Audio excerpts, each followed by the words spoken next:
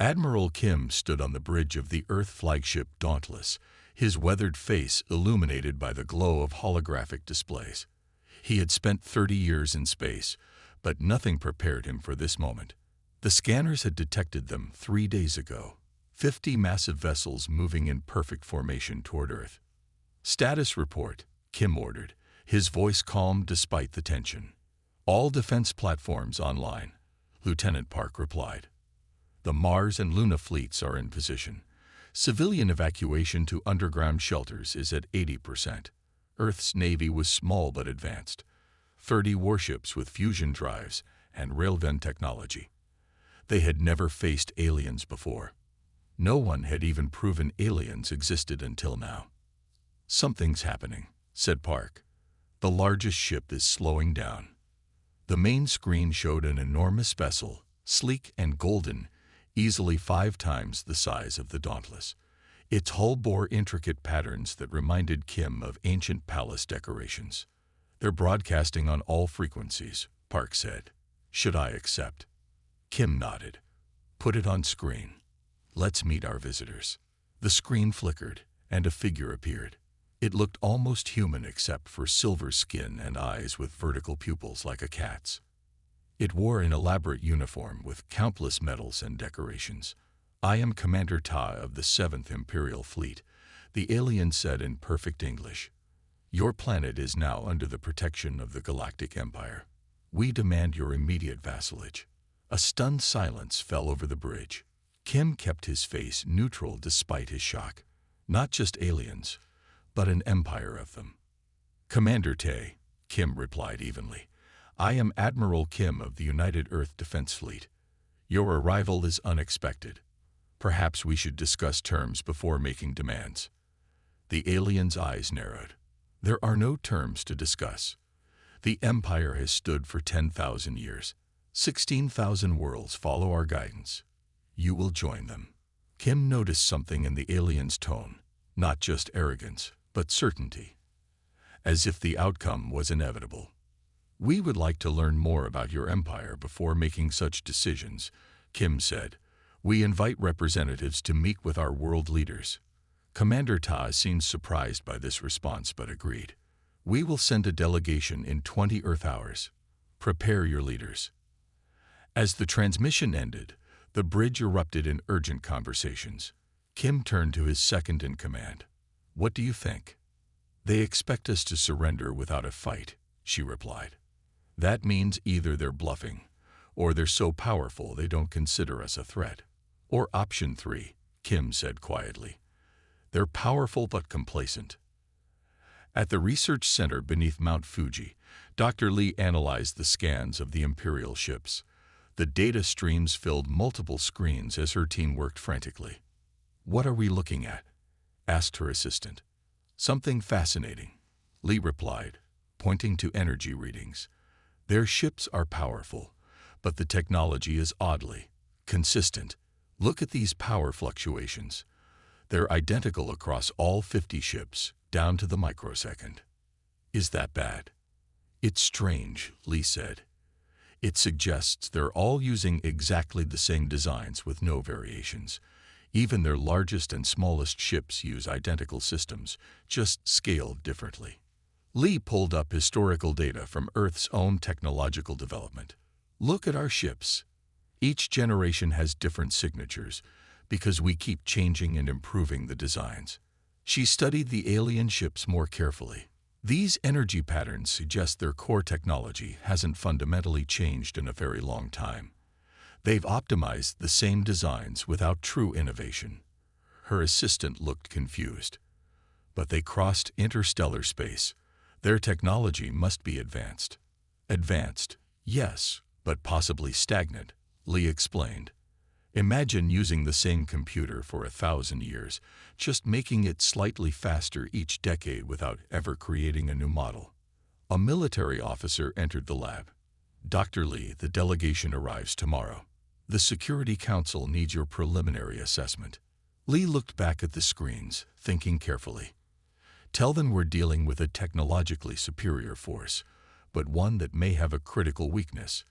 They may have forgotten how to innovate." As the officer left, Lee turned back to the scans, focusing on a curious pattern in the ship's defensive systems. "Get me more data on their shield modulations," she told her team. "I have a theory we need to test." She didn't say it aloud, but hope was growing in her mind. The mighty empire might not be as invincible as they claimed. Earth was outnumbered and outgunned, but humans had one advantage that might matter more than firepower. They never stopped changing, adapting, and improving. Captain Choi floated silently in the darkness of space, his stealth suit making him nearly invisible against the black backdrop. 4 other team members drifted nearby, all connected by thin tethers. They had launched from the Dauntless 6 hours ago, using small thruster packs to approach the Imperial fleet undetected. "Status check," Choi whispered into his comm.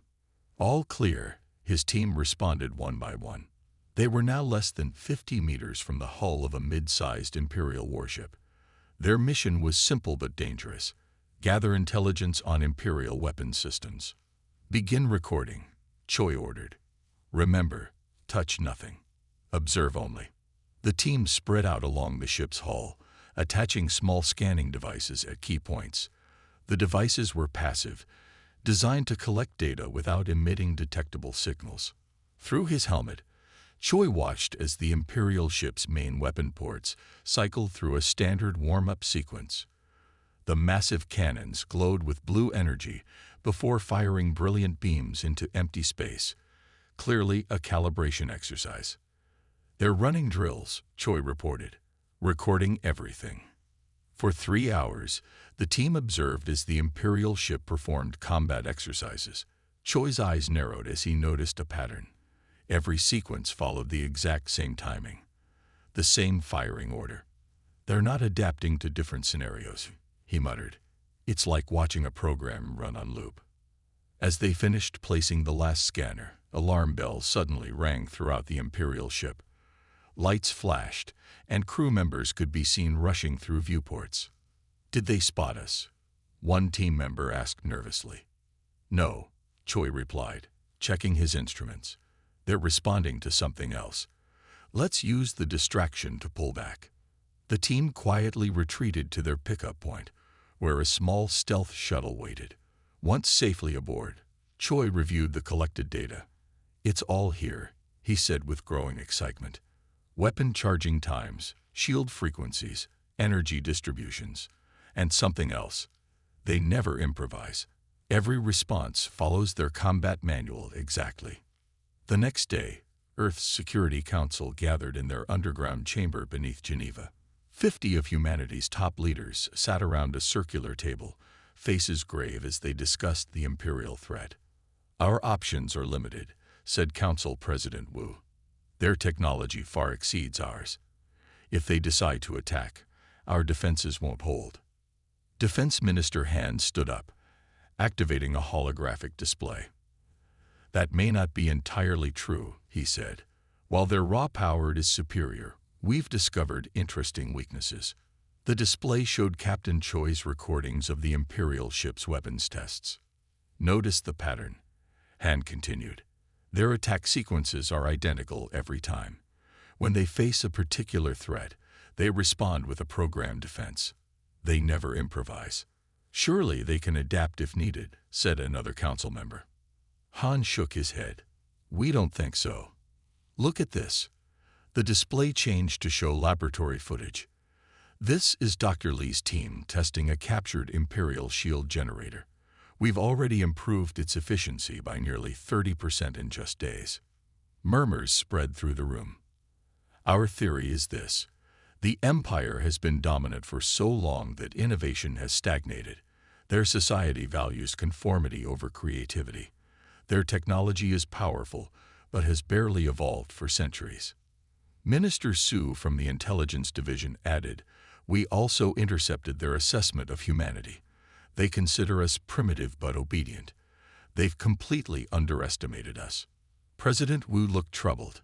"Even with their weaknesses, they outnumber us 50-1. "True," Han admitted. "But history shows that rigid, overconfident forces can be defeated by smaller but more adaptable opponents. The Mongols against larger Chinese armies. Greek city-states against the Persian Empire. Are you suggesting we fight? Asked President Wu. I'm suggesting we prepare as if we might need to, Han replied carefully, while continuing diplomatic efforts. The council debated for hours before reaching a decision. Earth would appear cooperative while secretly preparing for potential conflict. In her laboratory, Dr. Li connected the final wire to her modified Imperial power core. The device was beautiful, a perfect sphere of shimmering metal with glowing blue energy patterns swirling across its surface. Ready for Test 7, she announced to her team. Initiating power-up sequence. The core hummed to life, its blue glow intensifying. Energy readings climbed steadily on the monitoring screens. 30% output increase confirmed, said her assistant. Stability holding at 100%. Dr. Li smiled as she studied the readings. The Imperial design was elegant but built with artificial limitations, safety protocols that were unnecessary with proper calibration.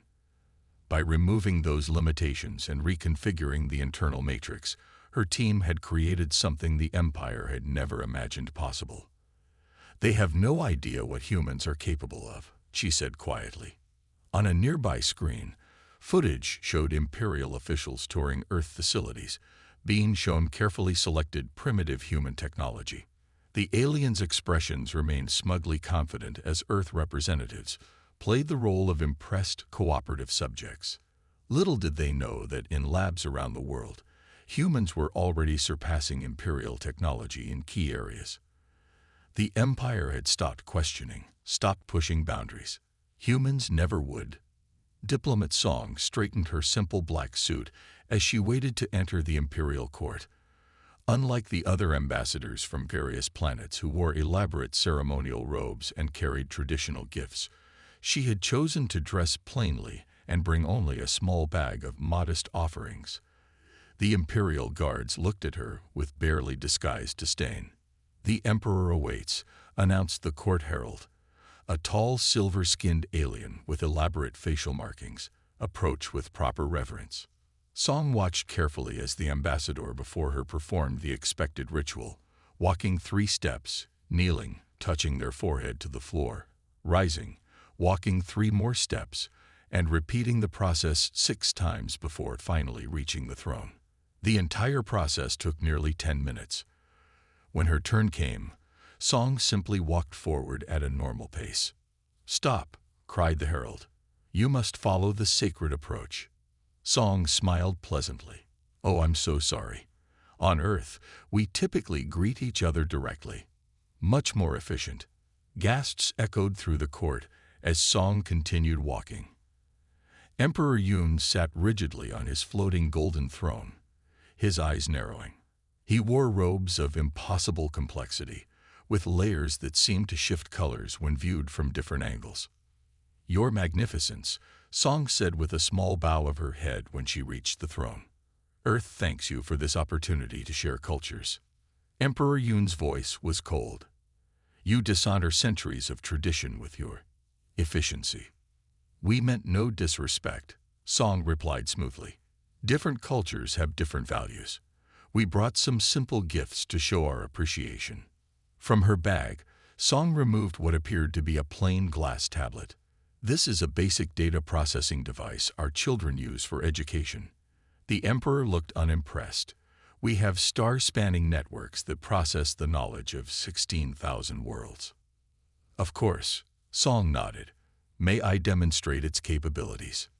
The Emperor waved his hand in permission, clearly expecting to be underwhelmed. Song activated the device. "Computer, access the Imperial Starship Registry and display technical specifications for the 7th Fleet." The tablet instantly displayed detailed schematics of the very ships surrounding Earth. The Emperor's eyes widened. "How did you access those files?" "They're secured in our central database." Song blinked innocently.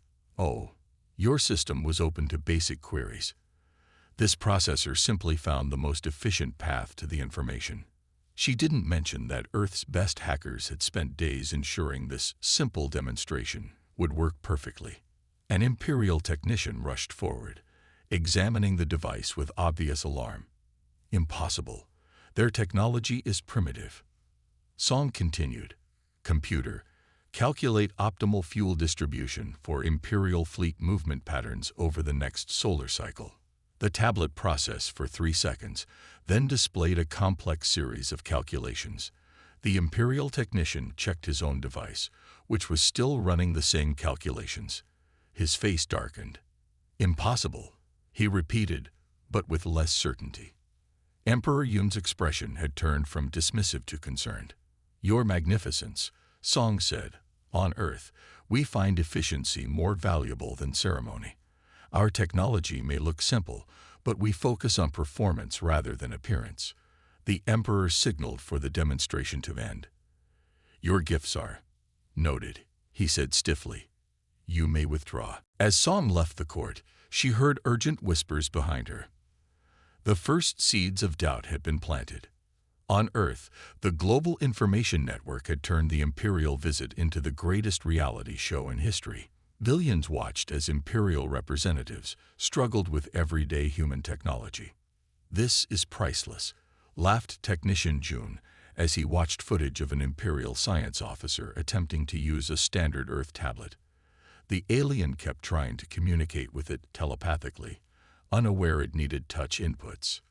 They expect everything to interface directly with their neural implants, another technician commented. They haven't used physical controls in generations. Jun's team worked in a secure facility beneath Seoul, their computers connected directly to the Imperial network. What should have been impossible had taken them less than 5 hours to accomplish. Their entire system uses static encryption, Jun explained to the watching military officials. They haven't updated their security protocols in over 300 years. It's like they never expected anyone to try hacking them. On the main screen, an Imperial diplomat was attempting to operate a simple coffee machine, becoming increasingly frustrated as it failed to respond to vocal commands in the Imperial language. They've grown so dependent on their neural interfaces that basic adaptive thinking has atrophied, said Dr. Lee, who had joined the observation. Their technology is powerful but inflexible. Jun nodded, typing rapidly as he penetrated deeper into the Imperial network. We now have access to their communication systems, navigation data, and even some weapons controls. They still have no idea. On another screen, Commander Tai was shown in a private meeting with Imperial officers, his face contorted with rage. The Earth teams had hacked his personal quarters surveillance system too. These humans mock us, he shouted, throwing an Earth device against the wall. They pretend submission while demonstrating technology that challenges our own. This cannot stand. They must be taught respect. Dr. Lee's expression grew serious as she watched. They're beginning to realize we're not the simple, compliant species they expected, she said quietly. The question is, what will they do about it? Jun looked up from his screens. Whatever they try, we'll be watching and waiting. The red dust of Mars swirled in the thin atmosphere as Imperial ships descended toward the colony domes. The largest human settlement off Earth housed 50,000 people, scientists, miners, and their families. They had less than an hour to prepare for the Empire's disciplinary action. On the bridge of the Dauntless, Admiral Kim received the distress call. Imperial forces are demanding the colony's surrender, reported the communications officer. They're calling it punishment for Earth's disrespect. Kim's face hardened. Launch all ships. Deploy according to Plan Sigma. Earth's 30 warships broke orbit, accelerating toward Mars. They were outnumbered nearly 2-1, facing 57 Imperial vessels. They expect us to form a defensive wall around Mars, Kim told his captains over the secure channel. Instead, we'll use scattered approach. No formation, no pattern. Each ship chooses its own vector. Captain Choi, commanding the corvette Lightning, acknowledged the order. His ship was smallest in the fleet, but carried special modifications based on Dr. Lee's research. Weapons hot, Choi ordered his crew. Remember your training. We only get one chance at this. The Earth fleet approached Mars in a seemingly chaotic manner. Ships accelerated and decelerated randomly. changed directions without apparent reason, and maintained no visible formation. Aboard the Imperial command ship, Commander Ta watched with confusion. "What are they doing?" he demanded. "That's not a recognized combat approach. They're attacking in formations that make no sense," an Imperial officer complained. "Our tactical computer cannot predict their movements." Ta sneered. "It doesn't matter. Begin the standard response to disorganized resistance." The Imperial ships arranged themselves in their textbook defensive sphere, concentrating firepower outward in all directions. For thousands of years, this formation had crushed rebellions across the galaxy. But Earth ships didn't behave like any enemy the Empire had faced before. "They're not focusing fire," Tay observed with growing unease. "Each ship is attacking differently." The Lightning approached a massive Imperial dreadnought, a ship 20 times its size. By all military logic, this was suicide. "Stay on course," Choi told his nervous crew. "Their shields cycle every 3.8 seconds. There's a momentary reset point. That's our window." The helmsman nodded. "Approaching firing range in 10 seconds. The Imperial dreadnought fired its main weapons, massive energy beams that should have vaporized the tiny corvette. But the Lightning performed a series of erratic maneuvers that made no sense according to conventional tactics. The beams missed by meters. "Fire exactly at the reset point," Choi ordered as they came alongside the dreadnought. The Lightning's main railgun fired precisely at 3.8 seconds into the Imperial shield cycle. The projectile passed through the momentary gap, striking the dreadnought's main power distribution node, a weakness identified in Dr. Lee's analysis. The massive Imperial vessel shuddered violently. Secondary explosions rippled along its hull as systems overloaded. "Direct hit," shouted the weapons officer. "Their power grid is cascading." Across the battlefield, other Earth ships executed similar precision attacks. Each had targeted specific Imperial vessels. Each exploited different weaknesses discovered through careful analysis of Imperial technology. The Earth forces had also deployed electronic countermeasures developed by Jun's team. These simple but effective devices broadcast contradictory signals that confused Imperial targeting systems, making their advanced weapons miss more often than hit. On the Imperial command ship, alarms blared as reports of damaged vessels poured in. Commander Todd watched in disbelief as his superior force was outmaneuvered by ships he had dismissed as primitive. "Impossible," he shouted. "How are they bypassing our shields?" "Unknown, Commander," replied a junior officer. "They seem to be targeting precisely when our shields are at their weakest. But no one knows that timing except us. The humans appear to have analyzed our systems, sir." Tay's face darkened with rage and fear. "Order all ships to modify their shield cycling immediately." "That would require a complete reconfiguration, sir. The protocols have been standardized for centuries. We don't have the flexibility to."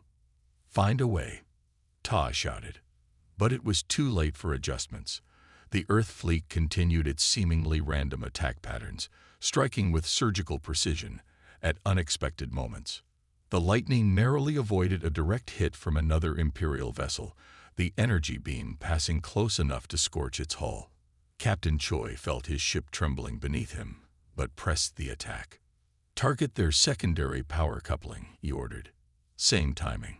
Another perfect shot. Another Imperial system failure. 6 hours into the battle, the impossible had happened. 7 Imperial ships had been disabled, their advanced systems overwhelmed by precisely targeted attacks. The others were withdrawing, their perfect formation broken, their coordinated defense in disarray. Admiral Kim watched from the Dauntless as the Imperial forces pulled back from Mars orbit.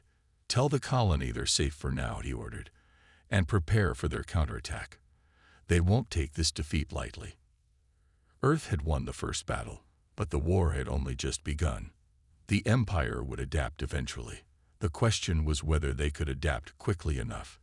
The Imperial flagship hung in Earth orbit alongside the Dauntless, a visual representation of the new reality.